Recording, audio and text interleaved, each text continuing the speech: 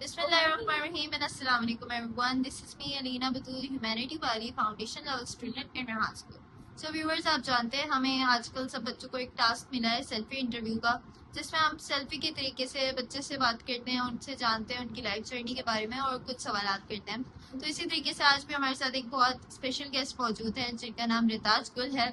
हम इनसे जानेंगे कुछ सवाल इनकी लाइफ के बारे में और इन्हें जानने की कोशिश करेंगे। सबसे पहले अस्सलाम वालेकुम रिताज, कैसे हैं आप? वालेकुम अस्सलाम, अल्हम्दुलिल्लाह बिल्कुल ठीक। आप सुनाएं, आप कैसी हैं? मैं भी ठीक, बहुत शुक्रिया पूछने के लिए। सबसे पहले मैं चाहूंगी कि आप हमारे व्यूवर्स को अपना इंट्रोडक्शन करा दें ताकि वो आपको जान सकें। Yeah, sure. First of all, assalamu alaikum everyone. My name is Ritaj Kotawali and I'm a student at Grand Islam Services. And basically, I'm from Srinagar, Sindhi. I in Islamabad for the past 1 year. Okay Ritaj, तो मेरा अगला सवाल आपसे ये होगा कि आपने Rehan school कब ज्वाइन किया? जी, मैंने रेहान स्कूल जो ज्वाइन करते हुए 11 मंथ्स हो चुके। Okay, that's a long time. तो आप मुझे बता सकती हैं कि आप कहाँ से ताल्लुक़ रखती हैं? जी, basically I am from Sindh. Okay, तो आप सिंध से इधर आई हैं स्कूल में पढ़ने के लिए? जी, ऐसे स्कूल के लिए खास तो नहीं आते, जस्ट हम ऐसे ही यहाँ पर शिफ्ट हुए। इस स्कूल के बारे में तो हमें बाद में पता चला। ओके, तो आपको इस स्कूल के बारे में आपने 11th में क्या कुछ सीखा और अभी आप कौन से लेवल में? जी बिल्कुल, मैंने बहुत कुछ यहाँ पर सीखा है और अभी जो है वो लेवल 1 की डिग्री पर हूँ। तो मैंने यहाँ पर मतलब कि बिफोर रेहान स्कूल ज्वाइनिंग मेरे अंदर बिल्कुल कॉन्फिडेंस था और मैं हेजिटेट होती थी लोगों से बात करने में। जैसे कि अभी मैं आपसे कैमरा के सामने बात कर पा रही हूँ, वैसे मतलब कि पहले ऐसा नहीं होता था। मैं बिल्कुल इंट्रोवर्ट हुआ करती थी, मुझे किसी से बात करना नहीं आता था। लेकिन हाँ, सोशल मीडिया वगैरह चलाना आता था, सब कुछ करना आता था, लेकिन उसका सही इस्तेमाल करना नहीं आता था कि इसके जरिए हम किसी से इंटरव्यूज कर सकते हैं, फोन इंटरव्यूज कर सकते हैं या कंटेंट क्रिएशन कर सकते हैं या बहुत ज़्यादा कुछ कर सकते हैं। यहाँ पर मैंने एड सीखा, यहाँ पर कोडिंग वगैरह सीखी, वैसी चीज़ें मुझे बहुत कुछ सीखा, वेबसाइट्स बनाना सीखा। अब जो है ना मैं इतनी काबिल हो गई हूँ कि मैंने जो कुछ सीखा है वो मैं किसी और को भी सिखा सकती हूँ। और यहाँ पर जो है ना मैंने वेबसाइट बनाना भी सीखी है। यहाँ पर हम फोनर के साथ बात करते हैं। पहले हम देखते थे, फोनर्स को सिर्फ देखते थे, उनसे बातचीत नहीं करते थे, लेकिन अब जो है ना हम के साथ बातचीत करने का मौका मिल जाता है उनको। इससे हमारी जो है कम्युनिकेशन बहुत ज़्यादा अच्छी हो जाती है। और बस ये मैंने बहुत कुछ सीखा, मतलब कि सबसे बड़ी बात ये कि मेरे अंदर कॉन्फिडेंस है। जी, आपने बहुत अच्छा जवाब दिया। बिल्कुल ऐसे ही स्कूल में आने के बाद आपने बहुत कुछ सीखा होगा, आपने हमें बताया। तो मेरा अगला सवाल आपसे ये होगा कि आप अपनी ट्रेडिशनल स्टडीज कर रही हैं या अभी आप सिर्फ रेहान स्कूल पढ़ रही हैं? जी, अभी जो फिलहाल जो है ना वो रेहान स्कूल में। ओके, तो आप कौन सी क्लास से इस स्कूल में आई थी? जी, वैसे मैं 7th क्लास में आई थी, लेकिन अभी जो है ना वो 9th। Okay, that's nice. तो क्या आप मुझे बता सकती हैं आपका फेवरेट सब्जेक्ट कौन सा है? Favourite subject English. ओके, और ऐसा कोई सब्जेक्ट है जिसको करने में आपको मुश्किल पेश आती हो?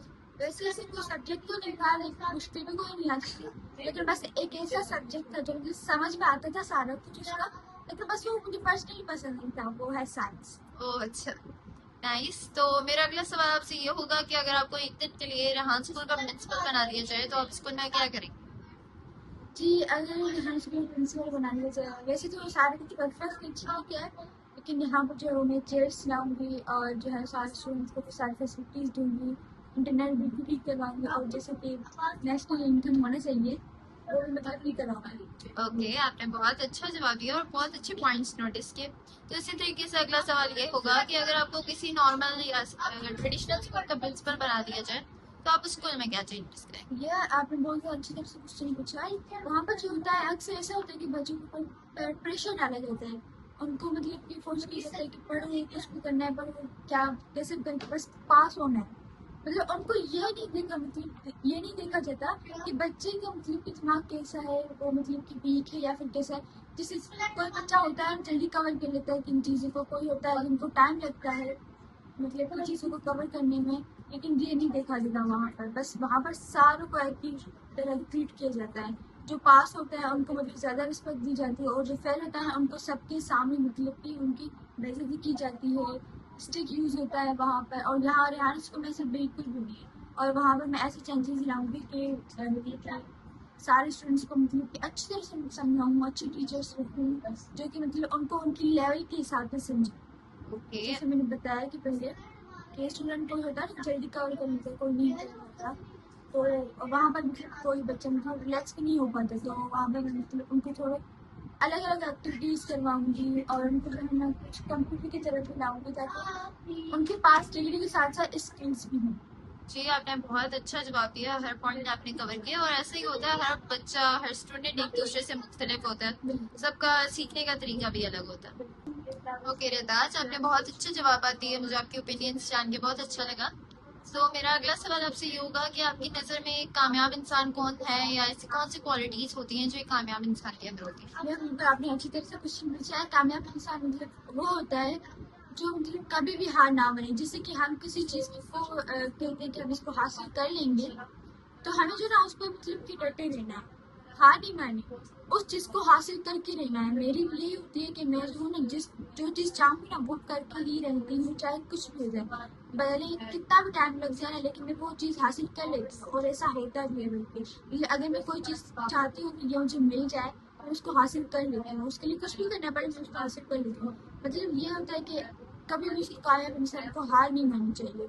और जो है ना, जो लोग मतलब कि बोले उन पर फोकस नहीं करना चाहिए, क्योंकि यही वो लोग होते हैं जो आगे हमारे आगे पीछे ढूंढते हैं जब हम सक्सेस हो जाते हैं।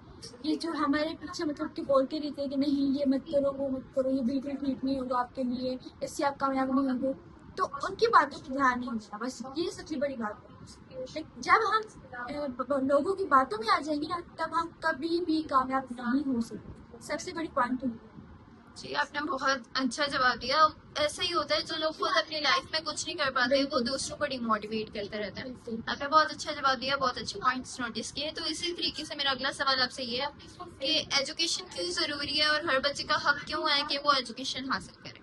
जी बिल्कुल, हर बच्चे का मतलब कि हक एजुकेशन हासिल करे, क्योंकि आजकल का दौर ही ये है डिफरेंट। मतलब कि यहाँ पे आजकल की जनरेशन, आजकल उसको वैल्यू दी जाती है जो पढ़ा लिखा होता है, जिसके पास सब कुछ होता है, उसको वैल्यू नहीं दी जाती है जो मतलब कि गरीब होता है, जो एजुकेशन नहीं होता है। भले उसके पास टैलेंट जरूर हो, लेकिन एजुकेशन लाजमी है उनके पास। डिग्री, लोग बस डिग्री को ही देखते हैं कि ये इतना पढ़ा लिखा है, ये उतना है, रिस्पेक्ट भी उसी को ही मिलती है। जी, आपने बहुत अच्छा पॉइंट नोटिस किया, मुझे बहुत अच्छा लगा आपसे बात करके। लास्ट में मैं चाहूंगी कि आप हमारे व्यूवर्स को एक एडवाइस दे दें। ये मैं उनको एडवाइस ये देंगी कि आप जो है ना कभी भी हार मत माने। जो चीज़ आप चाहते हैं ना वो हासिल करके रहें, क्योंकि आपका भी हक है अपनी लाइफ को अच्छी तरह से जीने का। आपका भी हक है सक्सेस। तो आप जो है ना बस मेहनत करते रहिए, कंसिस्टेंसी के साथ, कभी भी हार मत माने और लोगों की बातें बिल्कुल मत माने। ओके व्यूवर्स, तो रिताज आपने बहुत अच्छी एडवाइस दी, बहुत अच्छा आपने इंटरव्यू दिया और बहुत कीमती वक्त हमारे साथ शेयर किया। बहुत अच्छा लगा आपसे बात करके। सो व्यूवर्स, ये था आज का हमारा इंटरव्यू रिताज गुल के साथ। मुझे उम्मीद है आपको पसंद आया होगा। मिलते हैं किसी नए इंटरव्यू में किसी नए गेस्ट के साथ। अल्लाह हाफिज। पाकिस्तान जिंदाबाद।